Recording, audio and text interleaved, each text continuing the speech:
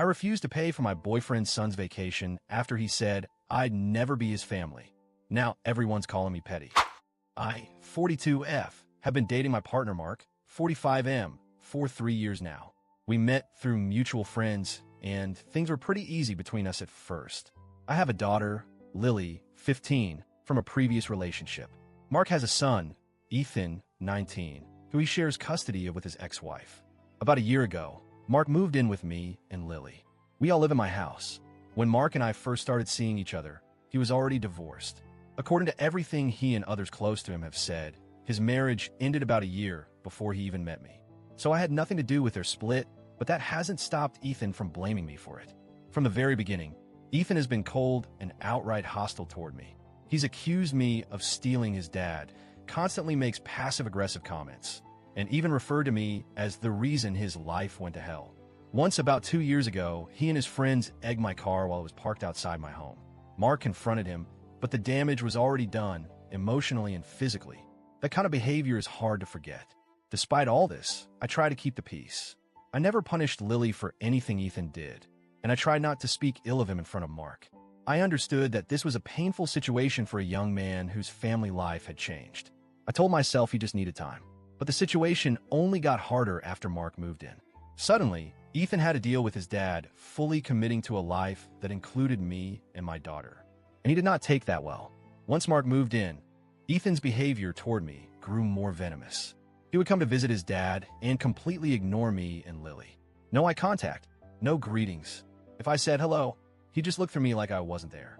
If Lily tried to say something polite, he'd scoff or walk out of the room. I was ready to call it quits more than once. The tension in the house, whenever he was around, was suffocating. But I genuinely loved Mark, and I believed in the importance of trying. So instead of giving up, I suggested to Mark that he and Ethan take a short trip together, just the two of them. I hoped that some father-son bonding would help Ethan feel less displaced and maybe create room for honest conversations. To Mark's credit, he agreed. They went away for a weekend together, did some hiking, and apparently had some long talks. I was optimistic. Maybe this would be the turning point. When they came back, Ethan pulled me aside. For a moment, I thought he might apologize or say something conciliatory. Instead, he looked me dead in the eyes and said, "You're not my family. You never will be. I'll be civil, but don't expect anything from me." Then he turned around and left the room. It stung, but at least he was being honest. Since then, Ethan has kept his word. He visits sometimes to see his dad, but he doesn't interact with me or Lily. We stay out of his way. He stays out of ours. No drama. No words, just this cold wall of distance. I didn't like it, but I accepted it. I respected his boundary. What more could I do? Fast forward to this spring. I've been planning a family trip to Florida for the summer. Nothing extravagant, just a few days at the beach and a theme park or two. It's something Lily and I have been looking forward to, and I wanted Mark to be part of it too.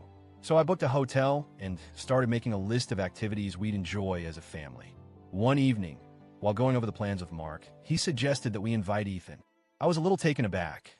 Ethan's made it clear he wants no part of our family, but I told Mark I didn't mind, as long as either he or Ethan paid for his airfare. I wasn't being spiteful. It's just that I didn't want to spend a few $100s on someone who has actively rejected me and my daughter. Mark said he couldn't afford it. Ethan doesn't have a job and still relies on his dad for most things, so it wasn't likely he'd pay his own way either. A few days later, Ethan caught wind of the trip and reached out to me. The first time he's initiated a conversation in over a year.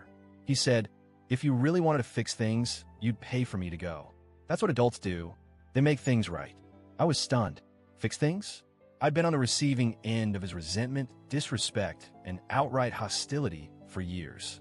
He had told me, in no uncertain terms, that I wasn't family and shouldn't expect anything from him. So I calmly replied, "Ethan, I'm not going to pay to fly you to Florida. You told me yourself that I'm not your family. I respected that boundary. If you or your dad want to pay for your trip, you're welcome to come. But I owe you nothing." He left me on read. Since then, the backlash has been intense. Ethan apparently told his mom and some extended family members, and now I'm being painted as petty, immature, and cruel. A few people have messaged me, people I've never even met, to say that I should be the adult and make the effort to mend the family. Even Mark, while not angry, has told me he's disappointed. He says this could have been a chance to show Ethan that I care, that I'm willing to meet him halfway, even when he hasn't done the same. But I'm tired. I've been over backward for years, and every time I try, Ethan either spits in my face or slams the door. I've never retaliated. I've never insulted him. I've simply backed off and let him have the space he claimed he needed. Paying for a vacation is not going to magically heal all of this. If anything, it would just reinforce the idea that he can treat me with total disregard and still be rewarded for it. And what does that say to Lily? She's watched this whole thing unfold. She's seen how I've tried, how I've bitten my tongue, and how I've been disrespected anyway. I don't want to teach her that loving someone means accepting mistreatment. Still, I keep second-guessing myself. Maybe I should be the bigger person. Maybe paying for one ticket isn't such a big deal in the grand scheme of things. Maybe this is the olive branch Ethan needs. But then I think respect has to go both ways. And right now, I don't think Ethan has earned that kind of gesture. So, Ida,